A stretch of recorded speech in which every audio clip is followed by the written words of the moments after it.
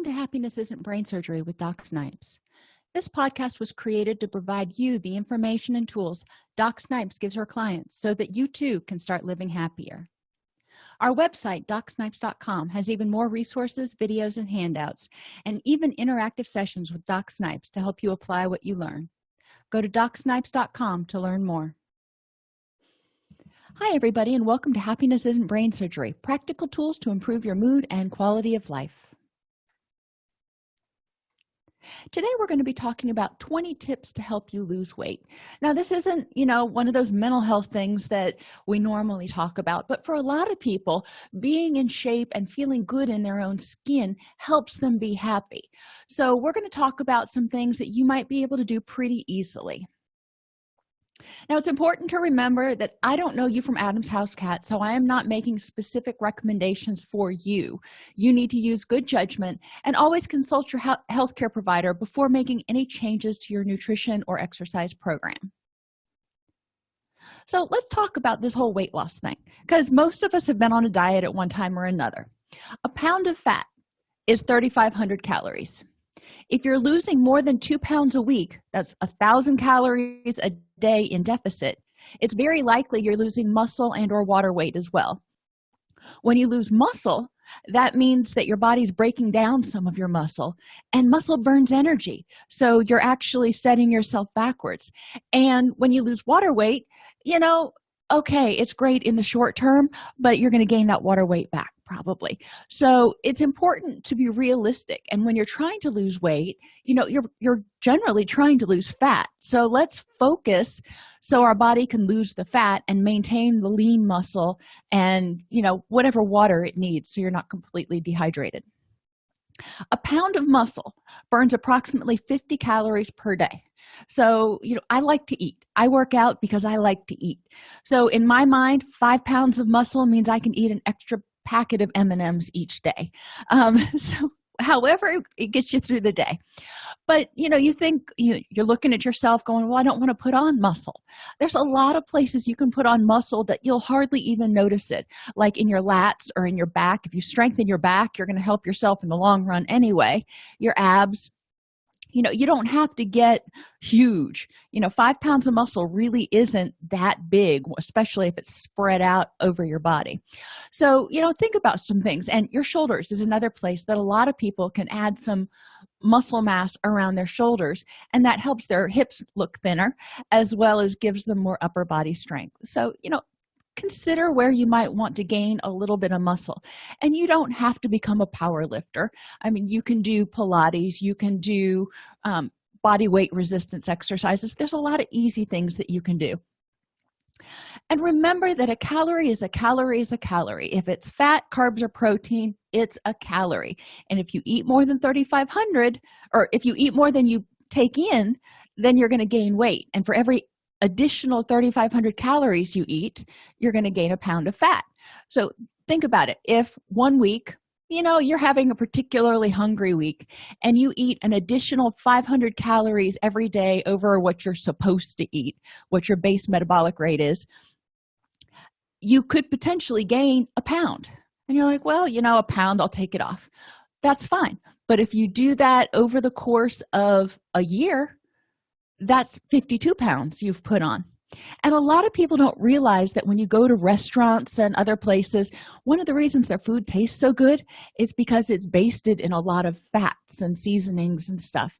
And the amount of food you get at restaurants is far more in calories than you probably need. When I go to a restaurant, I look at the calories on the meal thing, but most of the time you can't get a meal for less than 600 calories, and most meals at restaurants are around 1,200 to 1,600 calories. That's my entire daily allotment right there.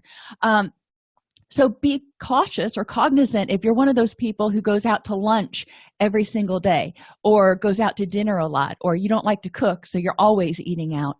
You could be adding on a lot of additional calories.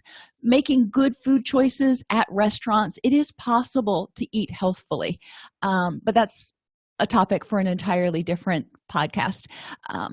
So just pay attention to how many calories you're taking in. Now, you don't want to feel deprived.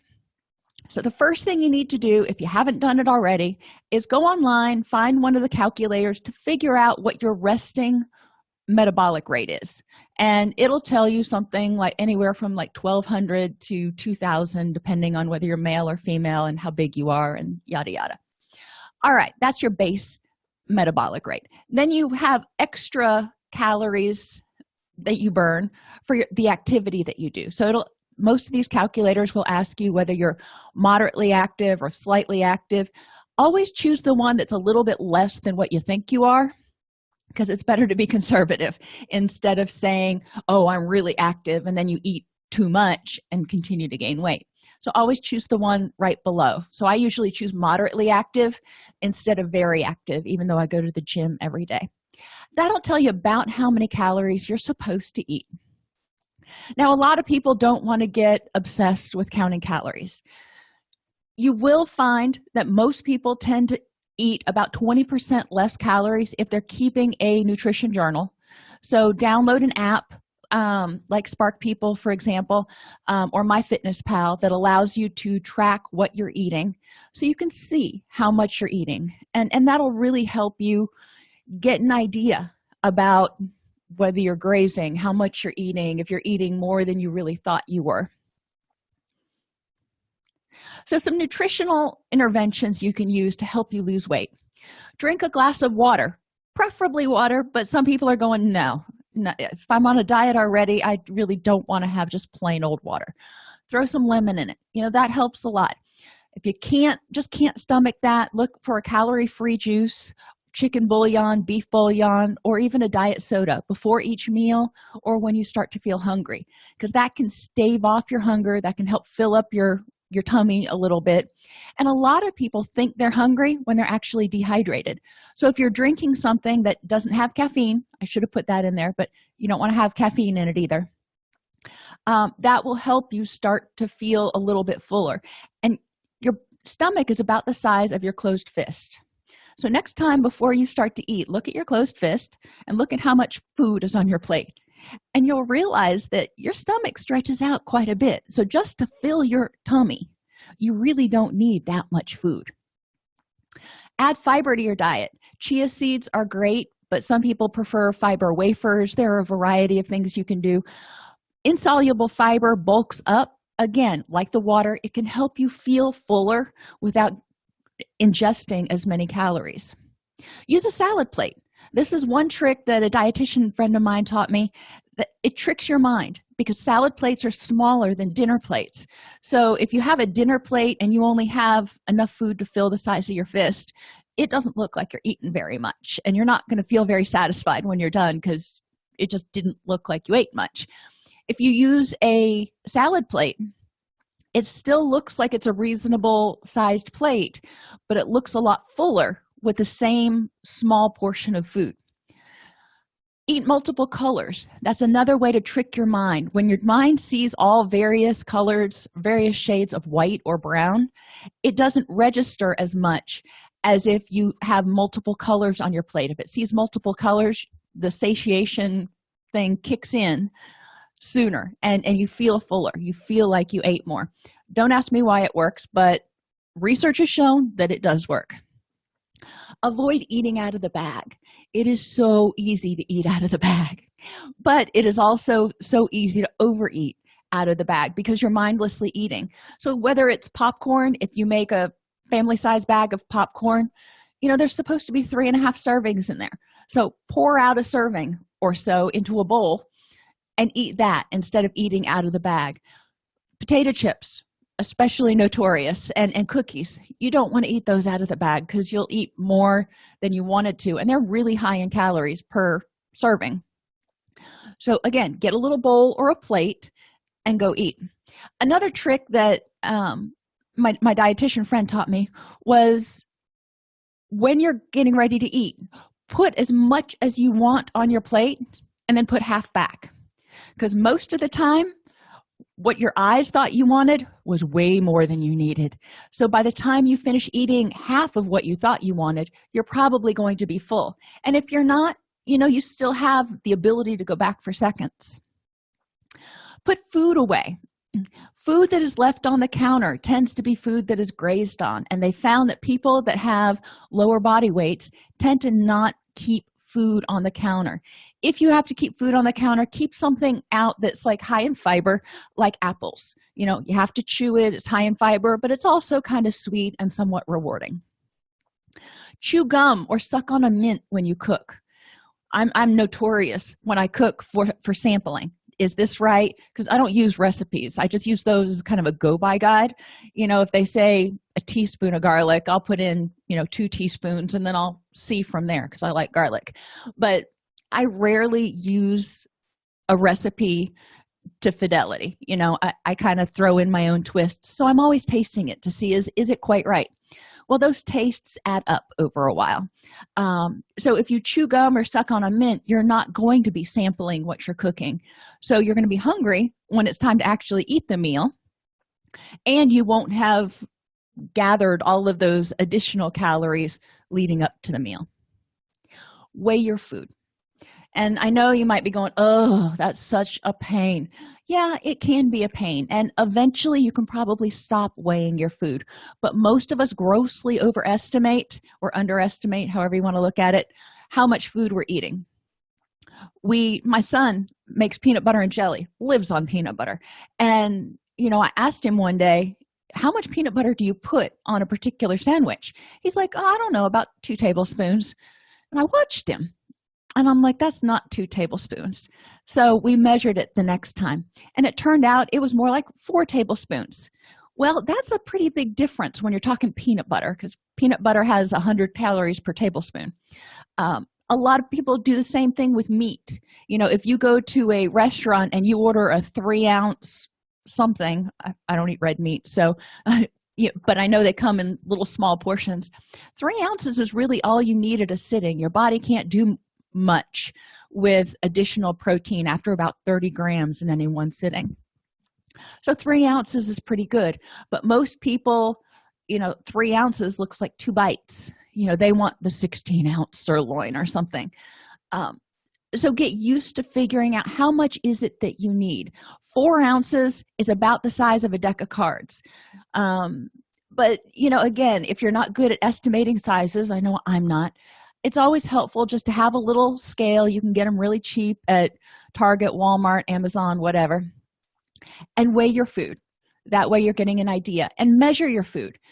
Figure out exactly what a half cup looks like. My son, he's one of those teenage boys that can eat anything and not gain a pound, but he does the same thing with cereal. He said, I had a small bowl. And I'm like, well, what's in a small bowl? He said, oh, I don't know, a cup or so. We measured it out. It was 4 cups of cereal. And it wasn't Cheerios or something low in calories either. It was one of those real high density cereals. So paying attention to where your calories are coming from. His bowl of cereal was adding up to almost 800 calories just for that one little bowl of cereal, as he put it, where he could choose different types of cereal that are lower in calories and still eat the same amount if he wanted to, or he could eat the recommended serving, which is only 1 cup as opposed to 4, and vary his diet a little bit more. So those are some other things that you want to pay attention to when we're talking about food. Weigh your food, measure your food, get an idea about how much you should be eating. If you're eating cereal, for example, don't use a soup bowl. Use a cereal bowl, or better yet, get some of the little Pyrex containers that you store food in that come in 1, 2, and 4 cup sizes. That way you don't have to measure ahead of time. You just pour it in, and you know that a full dish of this is 2 cups or whatever. Close the kitchen. Once you finish your meal, clean up the kitchen and then close it. Turn out the lights, and that's a motivation not to go back in and mess it up again. So if you close your kitchen, if everybody knows there's a last call and then, the kitchen's going to be closed, it helps stop your eating and grazing throughout the night. Because some people find once they start eating, they just kind of mindlessly graze until they go to bed, which is one of the reasons they gain a lot of weight. So closing the kitchen. Going along with that, my grandmother taught me this one. Brush your teeth. The taste of mint in toothpaste actually is an appetite suppressant of sorts. So if you brush your teeth, you're not going to still taste dinner on your tongue. So you're not going to be craving more of that sirloin or more of that casserole or whatever it is that you had. You're going to taste that fresh minty taste, and it may help you quit thinking about food as much. So those are some food tips that you can think about. For exercise, some people hate to exercise, and I don't blame you. Some days I don't want to do it either, but exercise can help relieve depression. It can help release serotonin. It can help release stress. So there's a lot of good things about it. And if you do exercise correctly and mildly and you stretch, it can also relieve a lot of aches and pains and prevent future aches and pains. So I'm a big fan of exercise. So start slow. If you haven't been exercising, during commercial breaks, get up and walk around. I have a fitness thing that yells at me if I don't move at least 75 feet every hour. So that reminds me to get up and move around. Invest in an Xbox Connect 360 or other motion-oriented game. Xbox Connect is what we have, so that's what I'm familiar with, but I'm sure there are other alternatives out there. This is something that you can do with family in the evening, or if you're not wanting to go to the gym, they have a lot of fun little games that you can play that get you up and get you moving. And I can tell you, there are times that I've played with my family that I've gotten really sore the next day and the day after that. So look for fun ways to expend energy and think of it less as exercise and more as recreation. Get a reclining stationary bike for in front of the TV. Now, your spouse may not approve. They may look at it and go, that looks awful. Okay, well, put it in front of the TV in your den or something. But if you're sitting on the stationary bike pedaling while you're watching TV or while you're reading your book, you're going to burn some calories. You don't even have to have the resistance that high. You're still keeping your blood moving and doing something. Get a dog or two or three for that matter. There's plenty at the shelters, and dogs love to play. Find a dog that really is a high energy breed, like a boxer or a lab or a Dalmatian, for example, and you will have a buddy that will not let you sit for long. My boxer, whenever we're at home, if we're watching TV, if we've been sitting still for more than about 15 minutes, he starts barking at us, unless he's asleep. But he'll start looking at us like, what are you doing?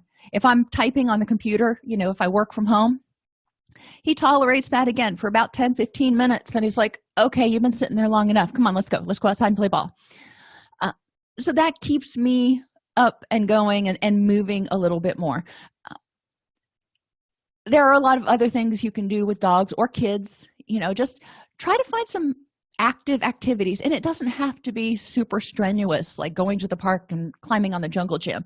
It can be going on a walk and looking at leaves, or there's a lot of different things you can do. You can go to the mall. In many places they have the mall open before the stores actually open, so people have a safe place where they can walk, especially people that don't have to be at work. Don't over restrict. If you cut your calories down too much, and that should have been on the last one, but this is kind of a behavioral thing, then your base metabolic rate is likely going to slow down because your body's going to think there's a famine out there. I need to conserve energy. So you're going to burn even fewer calories. Well, that sets you up for that yo-yo dieting. So you don't want to restrict your calories so much that your body thinks there's a famine. And you don't want to set yourself up for a binge. If you over restrict, if you say, I'm only going to eat this little amount of calories today, or I'm only going to eat breakfast and then I'll wait until dinner to eat, you're going to be really, really hungry, which means you're going to be more likely to binge when you finally do eat. Or if you restrict like your absolute favorite food, you say, I can never have pizza again, or I can't have pizza for the next 3 months. Then when you do eat pizza, or if you're exposed to it, you may end up overeating on it because you're like, well, I'm not supposed to have this. So try to moderate instead of over restricting. Another thing you can do for exercise is dance like you hope nobody's watching. And close the blinds if you live on the first floor, put on your headphones, turn on some music really loud, whatever, and just rock out. I usually do that while I'm cleaning, so I'm mopping and dancing all at the same time, and it's quite the sight, let me tell you. My kids get a kick out of it. But it's a way to burn energy, and it does help you, especially if it's nasty outside and you can't get outside to work in the yard or go on a run or whatever. That's one thing you can do. Find a gym with personal TVs on the treadmills. Yes, it does mean going to the gym. But I found last week I was watching a basketball game when I was at the gym, and I ended up working out, not intensely, but working out for an extra hour because I wanted to see the end of the game, and I don't get that channel at home. So if you have a gym with personal TVs, then you might be more motivated to go. You don't have to kill yourself. Again, going and just getting your blood moving is going to burn some calories. Invest in some adjustable dumbbells or resistance bands.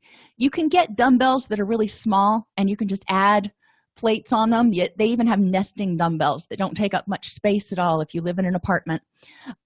So you can work out at home. I don't like resistance bands myself because it's really easy, and then as you get to the end of your stroke, it's really, really hard. So you're not getting the same amount of tension throughout the movement. But some people really like resistance bands, and they're cheap. They're like $2. So it's better than nothing if you want to start trying to increase your strength. Try doing 10. And what I suggest to people is to pick one exercise per day: push-ups, sit-ups, calf raises, or squats. That hits most of the major areas. And about every hour, do 10 of whatever that exercise is that day. So Monday, you may do 10 push-ups every hour.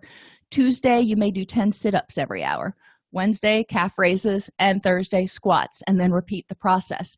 This keeps any one muscle group from getting overworked too much and getting too sore, but it also burns some energy and gets you moving, and will probably start building some muscle for you. Pick up an active hobby like hiking. Lots of state parks out there. You can go hiking on a state park or a greenway. Rock climbing. I would suggest indoor rock climbing until you become a pro at it, but to each his own. I love going to indoor rock climbing gyms. They're safe. I don't have to have my own belay because we have auto belays, and it works out my muscles in a way that I can't work my muscles when I'm at the gym. Some people volunteer to clean up state parks. There's a lot of squatting and pulling. I'm a gardener. I have a half-acre garden, and I can tell you during gardening season when I'm weeding, I will come in, and the next morning I will get up and my back will hurt. My shoulders were hurt because and my legs will hurt from squatting down and standing up and pushing a hoe and all that kind of stuff. So gardening and cleaning up state parks and stuff can be pretty active stuff for you. A final tip is to try to keep a routine on the weekends too. So get your exercise in on the weekends, but also with your nutrition. A lot of people find that they can do really well on their nutritional plan. Notice I don't call it a diet. You want to find a healthy way of eating that can last you henceforth and forevermore, not a temporary change and then go back to the way you were doing it, because the way you were doing it caused you to gain weight. So you want to find a change that you can make forever, that you can live with. But try to keep that routine on the weekends instead of being really good during the week, and then on the weekends you're just kind of eating everything in sight. I'm guilty of that. Whenever I'm at home all day long, I tend to eat a lot more than when I'm at the office or during the week when I'm out and running about. Not because I'm hungrier, but because I'm bored. Let's be honest. I get bored, or something sounds good. I'm like, oh, popcorn sounds good.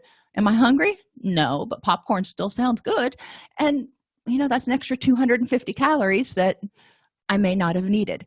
So if you keep your routine on the weekends, it will help you stick to your nutrition plan, especially until you break some of those eating habits that you have of mindless eating and eating just because it sounds good. I hope this has given you some ideas on things that you can start doing to start living happier and healthier. And I will see you, or you will hear me, on next week's podcast. Take care. Thanks for tuning into Happiness Isn't Brain Surgery with Doc Snipes. Our mission is to make practical tools for living the happiest life affordable and accessible to everyone. We record the podcast during a Facebook Live broadcast each week. Join us free at docsnipes.com/Facebook or subscribe to the podcast on your favorite podcast player. And remember, docsnipes.com has even more resources, members-only videos, handouts, and workbooks to help you apply what you learn. If you like this podcast and want to support the work we are doing, for as little as $3.99 per month, you can become a supporter at docsnipes.com/join. Again, thank you for joining us, and let us know how we can help you.